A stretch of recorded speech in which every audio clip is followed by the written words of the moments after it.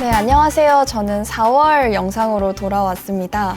이번 달 주제는 휴머노이드 빅테크 레이스인데요.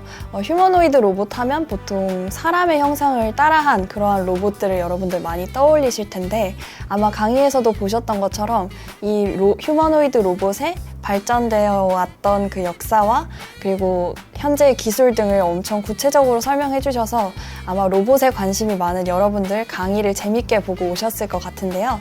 오늘은 그 유익한 강연 해주신 로봇공학자 박종원 박사님 모시고 이야기 나눠보겠습니다. 네, 교수님 안녕하세요. 안녕하세요. 네, 박사님 본인 연구 분야와 박사님 소개 잠시 부탁드릴게요. 네, 안녕하세요. 저는 한국원자력연구원에서 원자력 극한 환경 로봇을 개발하고 있는 박종원이라고 합니다. 저는 주로 이제 원자력이나 우주 쪽으로 쓰이는 이런 아주 사람이 하기 어려운 그런 작업들을 할 수 있는 로봇들을 개발을 하고 있습니다. 카이스트 질문다락방. 그러면 박사님께서는 옛날 어린 시절부터도 로봇에 관심이 많으셨나요? 어떤 학생이었을지가 너무 궁금해요. 아마 어릴 때는 이제 특히 저도 어렸을 때는 이제 만화 같은 데서 이제 로봇이 나왔고 그런 거를 마냥 좋아했던 것 같아요. 마냥 좋아했었고 제가 어릴 때는 이제 커서 내가 로봇 공학자가 돼야 되겠다라는 꿈을 가질 수는 없었어요. 왜냐면 제가 어릴 때는 그런 직업이 없었습니다. 로봇 공학자라는 직업이 없었어요. 없었는데 이제 저도 그냥 로봇에 대해서는 그냥 멋있잖아요. 막 뭐 변신도 하고 뭐 악당들과 싸우고 그런 게 재밌어서 그냥 계속 관심을 가지고 하다가 보니까 제가 성장하는 과정에서 로봇공학자라는 직업군들이 이제 만들어져서 저도 운이 좋게 로봇을 개발하고 연구를 할 수 있게 된 것 같습니다. 그러면 강의에서는 휴머노이드 로봇에 대해서 자세히 설명해 주셨는데 실제로 교수님께서 연구하시는 그 재난 대응 로봇 같은 경우는 휴머노이드가 아닌 다른 로봇도 같이 연구를 하고 계신 건가요? 네. 제가 개발하고 있는 암스트롱이라는 이 로봇은 이제 상반신은 휴머노이드입니다. 상반신은 사람처럼 이제 팔과 손가락과 다 있는 휴머노이드고 하반신은 이제 다리가 아니라 이제 궤도로 개발이 되어 있고요. 캐터필러로 되어 있어서 탱크처럼 운용을 할 수가 하는 로봇이고 이렇게 될 경우에 장점이 뭐냐면 이제 휴머노이드 로봇 같은 경우에는 본인이 쓸 수 있는 자원의 절반 이상을 균형을 잡는 데 써야 됩니다. 균형을 잡고 넘어지지 않는 데 써야 되고요. 그에 반해서 이런 탱크처럼 이제 궤도를 가지게 되면 거기에 쓸 수 있는 에너지와 이런 컴퓨팅 파워를 이제 실제로 현장에서 다른 작업을 하는데 활용을 할 수 있어서 그런 부분이 굉장히 장점이라서 활용을 하고 있고요. 그런 재난 현장이나 우주와 같은 극한 환경 같은 경우에는 이제 사실 아직까지는 휴머노이드 형태보다는 그런 거기에 특화되어 있는 로봇의 형태나 모양이 훨씬 유리한 경우가 많습니다. 예를 들어서 뭐 어떤 좁은 구불구불한 곳을 가야 된다면 사람 형태보다는 뱀처럼 가늘고 이렇게 관절이 여러 개 있는 로봇이 유리하겠죠. 그런 형태의 로봇들을 이제 다양하게 활용을 하고 있습니다. 그럼 그런 재난 환경이나 뭐 원자력 발전소에서의 사고 상황 생각해 보면 방사선이나 이런 거에 노출될 확률이 엄청 큰 것 같은데 내부에 들어가는 반도체 칩들이 방사선에 손상을 입는 경우도 많다고 들어서 그러면 그런 환경에 있는 로봇은 좀 더 방어막 같은 게 더 중요하게 설계를 해야 되는 부분인가요? 맞습니다. 네. 그래서 방사선 환경 같은 경우에는 매우 위험하고요. 사람한테도 위험하죠. 사람한테 위험한 게 뭐냐면 이제 저희가 병원에 가서 엑스레이 찍을 때 보면 이렇게 엑스레이 찍으세요 하고 몸을 이렇게 자세를 한 다음에 그걸 이제 촬영하시는 분은 도망가시죠, 어디로. 네.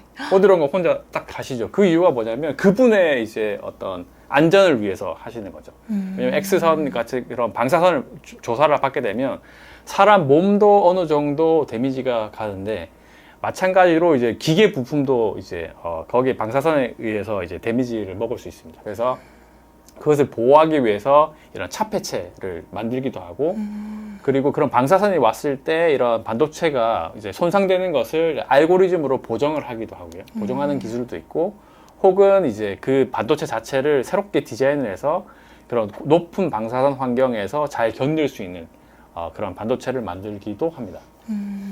그러면은 교수님께서 연구하고 계시는 그 로봇에도 설계할 때 그런 AI 알고리즘 같은 것들이 다 필요한 거네요. 네, 저희도 이제 그런 로봇을 이용을 해서 어떤 재난 현장에 대응을 한다고 했을 때 그 로봇이 이런 방사선도 잘 견뎌야 되지만 그런 환경에 가서 어떤 작업을 할 때 사람 수준의 어떤 다양한 작업들을 하기 위해서는 그런 뭐 모방 학습이나 제가 아까 말씀드렸던 그런 것들을 활용을 해서 거기에 있는 도구들이나 어떤 환경을 인식하고 할 수 있는 그런 인공지능 알고리즘들을 많이 활용을 하고 있습니다.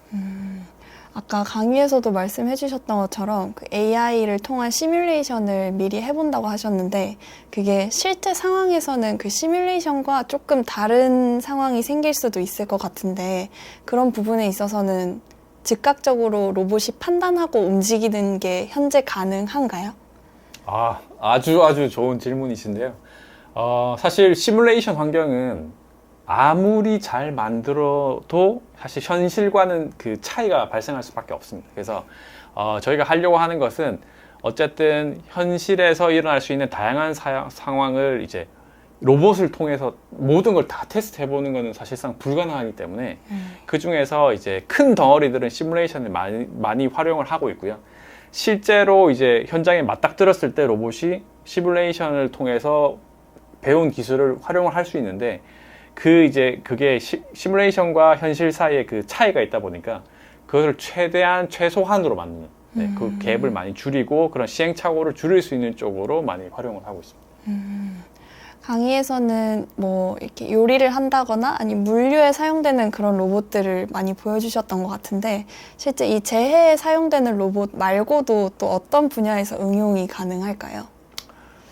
요리를 한다거나 뭐 물류를 한다거나 제가 판단하기로는 로봇공학자가 판단하기로는 이제 사람이 할 수 있는 대부분의 일들이 결국에는 언젠가는 시점은 저도 특정하기 어렵지만 언젠가 로봇들이 다 하게 될 건데 예를 들어서 이제 뭐 요리 예시처럼 사실 요리라고 하는 거는 이제 로봇이 하기 그동안 굉장히 어려웠습니다. 근데 이제 사람처럼 요리하기는 건 굉장히 어려웠는데 이제 로봇이 그거를 이제 모방 학습을 통해서 하게 됨에 따라서 요즘에는 비슷한 시도들이 우리 가정에서 일어나는 다양한 일들이 있습니다. 예를 들어서 가장 귀찮은 일 중에 하나가 빨래를 세탁기에 넣고 돌아간 걸 기다린 다음에 그거를 끄집어내서 다시 뭐 건조기에 넣거나 혹은 이걸 개거나 이런 작업들이 필요한데 너무 귀찮죠. 너무너무 하기 귀찮고 힘든데 누군가는 해야 되는 일이잖아요. 근데 이런 기술들을 요리하는 것처럼 그런 것들을 응용을 해서 이런 집에서 할 수 있는, 이런 가정에서 할 수 있는 이런 것들을 로봇으로 하려고 하는 시도가 굉장히 많고 그것들이 이제 가시적으로 나타나고 있는 것 같습니다. 그런 그러니까 뭐 꼭 필요하지 않았던 그런 일들을 대신 해주는 로봇은 정말 고맙긴 한데 또 한편으로는 뭔가 이제 일자리를 잃고 뭔가 이 로봇의 설계도 뭐 AI로 하게 되면서 뭐 전문가들이 이전보다는 좀 적게 필요할 것 같은 느낌도 들고 해서 저는 약간 두려운 마음도 있거든요. 나중에 뭐 로봇이 진짜 인간을 지배하는 날이 올 것 같기도 하고 이거에 대해서는 어떻게 생각하세요? 네, 뭐 사실 저는 이제 휴머노이드 로봇의 테마에 대해서 말씀드렸는데 로봇 공학자인 제가 보기에도 로봇 개발 속도가 요즘은 진짜 정말 많이 빨라진 것 같습니다. 빨라져서 많은 분들이 이제 그러면 이런 로봇들이 다 일을 하면 사람은 어떻게 할까라고 고민을 많이 하시는데 사실 그러면 그럴수록 이제 사람은 좀 더 창의적인 일을 해야 된다고 생각을 하고 있고요. 앞서서 제가 말씀드렸던 것처럼 제가 어릴 때는 로봇 공학자는 직업 자체가 없었는데 이제 기술이 점점 발전하게 됨에 따라서 어떻게 보면 저도 새롭게 생긴 직업을 하고 있는 건데 이제 뭐 어떤 그런 AI나 로봇 기술이 발전하게 되면 지금 상상할 수 없었던 새로운 기술들이 생기고 그런 것들은 필연적으로 새로운 직업들을 만들어낼 거라고 생각하니까 크게 걱정 안 하셔도 되지 않을까요? 그러면 미래 박사님과 같은 로봇 공학자를 꿈꾸는 학생들이 어떻게 해야 이 분야에 더 관심을 갖고 흥미를 갖고 공부할 수 있을까요? 네, 가장 중요한 거는 이제 저는 관심이라고 생각하고요. 관심이 많으면 사실 관심이라는 거는 어떻게 보면 자원이거든요. 자원이라서 개인이 가지고 있는 자원인데 이 관심도는 내가 뭘 관심을 가지고 하느냐에 따라서 이제 거기에 내가 에너지를 투입할 수 있는 거죠. 그래서 진짜 로봇에 관심이 많은 친구들은 누가 이렇게 딱히 뭐라고 하지 않더라도 뭐 인터넷에 검색도 해보고 유튜브도 찾아보고 관련된 뭐 책도 한번 찾아보고 그럴 거라고 생각이 됩니다. 그래서 최대한 관심을 잃지 않고 하다 보면 어느샌가 로봇을 만들고 있으실 거라고 생각이 됩니다. 네, 여러분도 교수님 말씀처럼 꾸준히 로봇 또는 로봇이 아니어도 여러분들이 관심 있는 수학과학 분야에 계속해서 관심을 갖고 노력을 기울인다면 여러분들이 원하는 어떠한 직업에 박사님도 자기가 그런 직업을 가질 줄 몰랐다라고 말씀하셨던 것처럼 또 미래에 어떤 직업이 여러분들을 기다리고 있을지 모르니까요. 그렇게 이제 차근차근 준비를 해나가시면 될 것 같습니다. 하이스트 질문 다락방. 그러면 마지막으로 교수님께서 학생들에게 남기고 싶으신 말씀 부탁드릴게요. 네, 로봇이나 이쪽 분야는 이제 요즘 들어서 더 많은 그런 관심도도 증가하고 있고 중요성도 증가하고 있는 것 같습니다. 그리고 이제 결국에는 우리나라도 이제 사람 수가 이제 막 이제 출생 수가 낮기 때문에 결국에는 미래에는 사람이 하는 일의 대부분을 로봇이 해야 된다고 생각이 되고 있고요. 그래서 여러분들도 로봇에 관심을 많이 가져주시고 로봇에 대해서 좀 더 공부를 하다 보면 우리나라가 이제 언젠가 저와 같이 나중에 같이 로봇도 연구해 볼 수 있고 로봇 공학자로서도 같이 일을 해볼 수 있을 거라고 생각이 됩니다. 그래서 로봇에 대한 관심을 꼭 많이 부탁드리겠습니다. 네, 오늘 휴머노이드 로봇 그리고 교수님의 연구 분야인 재난 로봇 관련해서 로봇공학자 박종원 박사님 모시고 이야기 나눠봤는데요.